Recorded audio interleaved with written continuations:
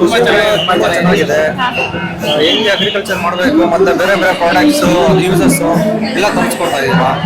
First time sir ಕೃಷಿ ಮೇಳ ಬರ್ತಿರೋದು? ಎಲ್ಲಿಂದ ಬರ್ತಿರೋದು ಸರ್? ನಮ್ದು ಕೋಲಾರ, ಎಲ್ಲ ಕೋಲಾರ. ಎಲ್ಲ ರೈತರ? ಎಲ್ಲ ರೈತರು. ಏನ್ ತುಂಬಾ ಇಷ್ಟ ಆಯ್ತು ಕೃಷಿ ಮೇಳದಲ್ಲಿ? ಹಳ್ಳಿಕಾರ ತುಂಬಾ ಇಷ್ಟ ಆಯ್ತು. ಹಳ್ಳಿಕಾರ ಎತ್ತುಗಳು ಮತ್ತೆ ದೇಸಿ ತಳಿಗಳು. ದೇಸಿ ತಳಿಗಳು ಎಲ್ಲ ಚೆನ್ನಾಗಿದೆ, ಸೂಪರ್ ಆಗಿದೆ. ಹೌದಾ ಸರ್? ಮತ್ತೆ ಟೆಕ್ನಾಲಜಿ ಹೆಂಗ್ ಇಂಪ್ರೂವ್ ಆಗಿದೆ, ಮತ್ತೆ ಅಗ್ರಿಕಲ್ಚರ್ಗೆಲ್ಲ ಜಾಸ್ತಿ ಯೂಸ್ ಆಗ್ತಿದೆ ಅಂತ. ಲಾಸ್ಟ್ ಟೈಮ್ ಇನ್ನೂ ಚೆನ್ನಾಗಿದೆ ಈ ಸಲ. ಹೌದಾ ಸರ್?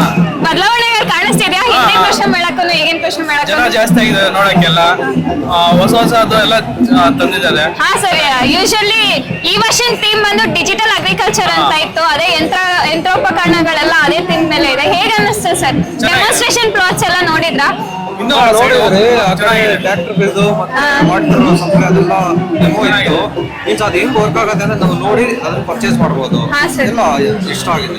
ಇಷ್ಟ ಆಯ್ತಾ ಸರ್ ಡೆಮಾನ್ಸ್ಟ್ರೇಷನ್ಸ್ ಎಲ್ಲ? ಮತ್ತೆ ಸರ್ ಈ ಕೃಷಿ ಮೇಳನ ಮತ್ತೆ ಇನ್ನೂ ಇಂಪ್ರೂವ್ ಮಾಡಕ್ಕೆ ಏನಾದ್ರು ಸಜೆಷನ್ಸ್ ಏನಾದ್ರು ಕೊಡ್ತೀರಾ?